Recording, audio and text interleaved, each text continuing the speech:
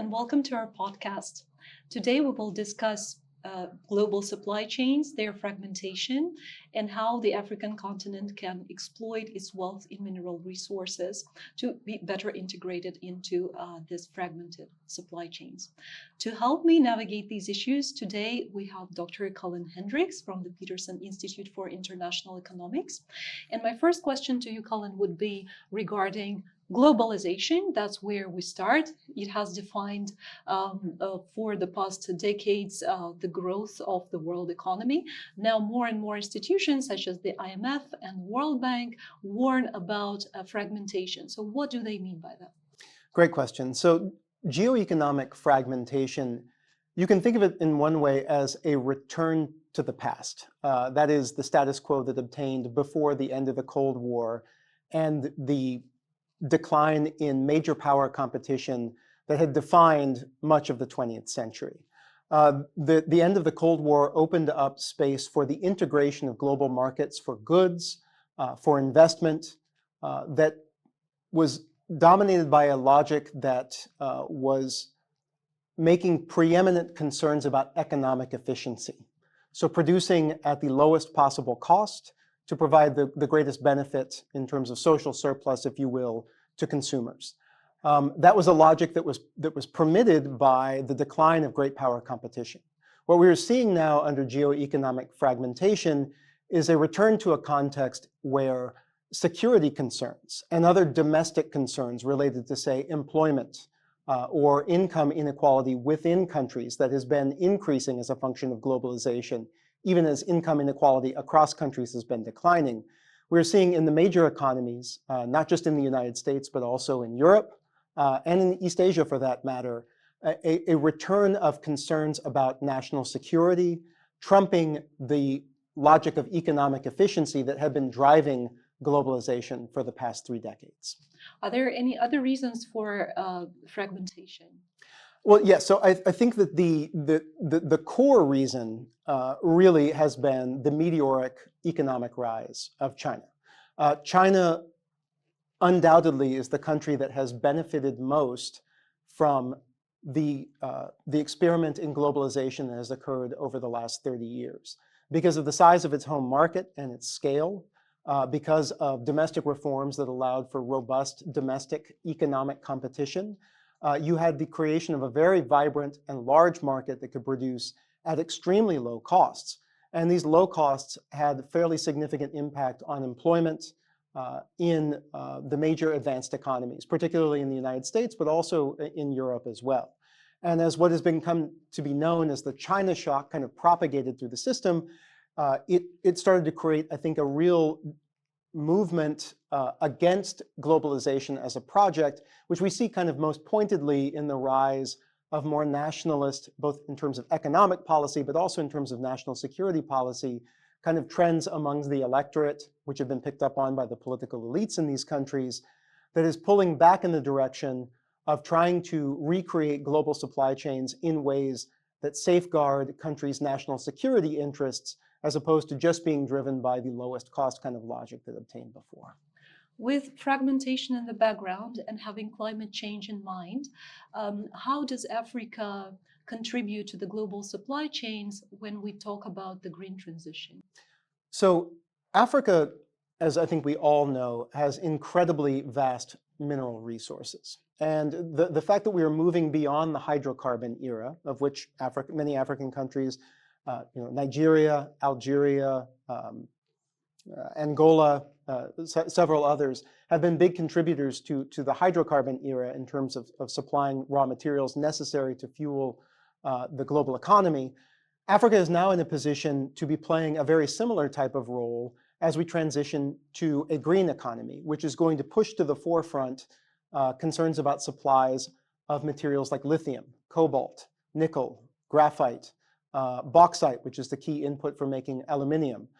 These are all resources that Africa has in significant quantities. And heretofore, kind of Africa had been primarily oriented around the sort of the beginnings of these supply chains as a location for the mining of these goods, for then their export for refining and then turning into sort of usable industrial inputs in other places. And so I think that what Africa sees now is an opportunity to move beyond its kind of traditional role as a source of raw materials for the global economy, and actually begin to fuel its own ambitions towards industrialization by moving beyond being a supplier of raw materials into what are referred to as downstream activities. So in particular, mineral processing. When we talk about downstreaming for Africa, or in other words, moving up in the supply chains, the benefits are quite clear. What do you think are the main challenges and risks? Well, so mining itself is a relatively energy-intensive activity, but it pales in comparison to the next steps in the value chain for these kinds of raw materials, which is their processing. So you're talking about a 2 order of magnitude increase in terms of the energy that's necessary to extract a metric ton of cobalt versus the kind of energy that is needed to turn that into a refined product that can be used by energy. And as I think most of us are aware, Africa as a continent is the world region that has the most significant energy deficits, where over half of the population in many countries has no access to electricity in their homes. So finding a sustainable source of energy to power this kind of industrial development is going to be a challenge. Now, the good news is that Africa, because of its land endowments, has very significant and abundant resources for renewable energy itself. It has vast river systems for hydropower. Obviously, the solar potential of a continent, that has 1/3 of its territory dominated by desert is going to be significant as well. So there are solutions to that kind of challenge.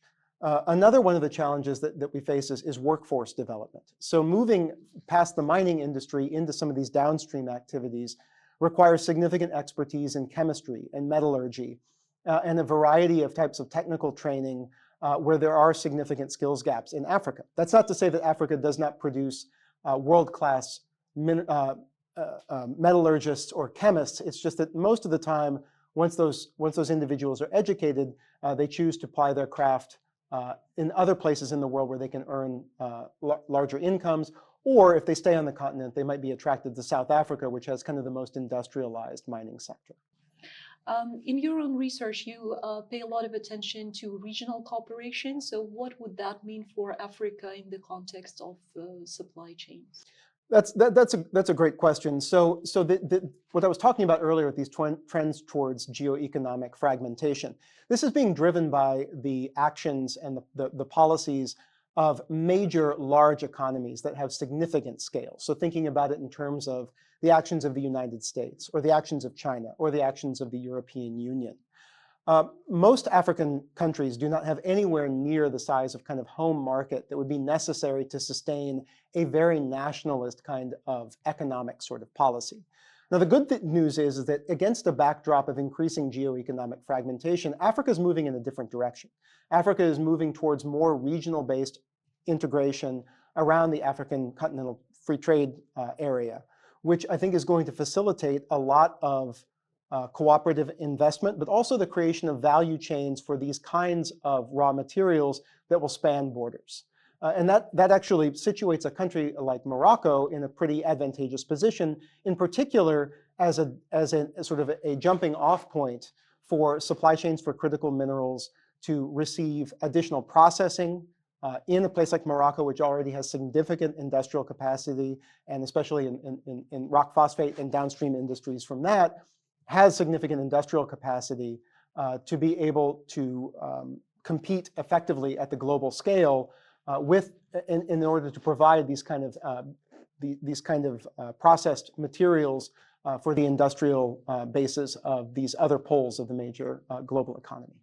So for Morocco and Africa more generally, looking into the next decade and the trend toward fragmentation, how can these countries best leverage their potential? Well, I think that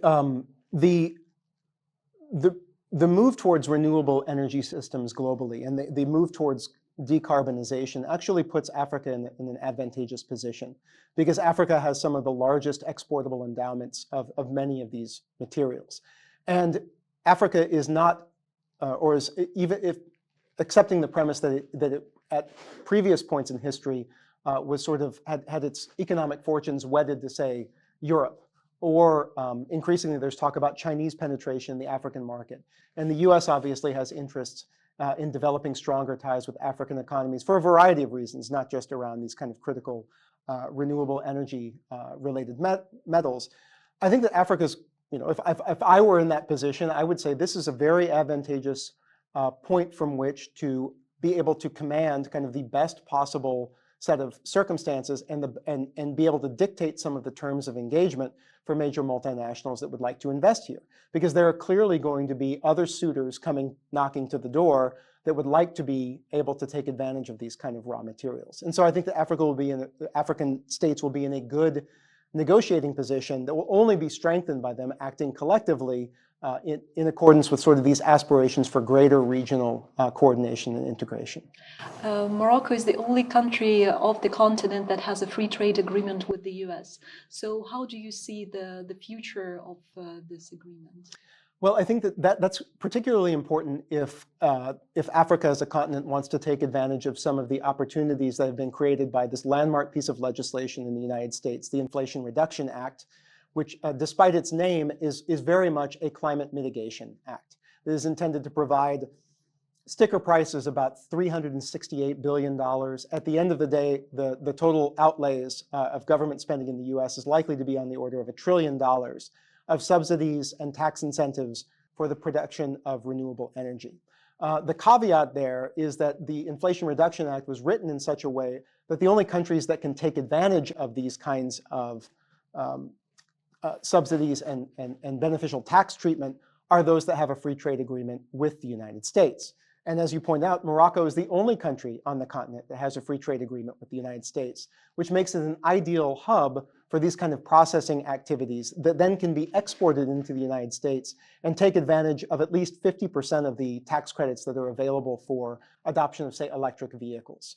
So this is a very advantageous position, assuming that Morocco has a plan for developing renewable energy inputs so that we're not contributing to the climate problem by pinning our hopes for a renewable energy future on the consumption of further fossil fuels.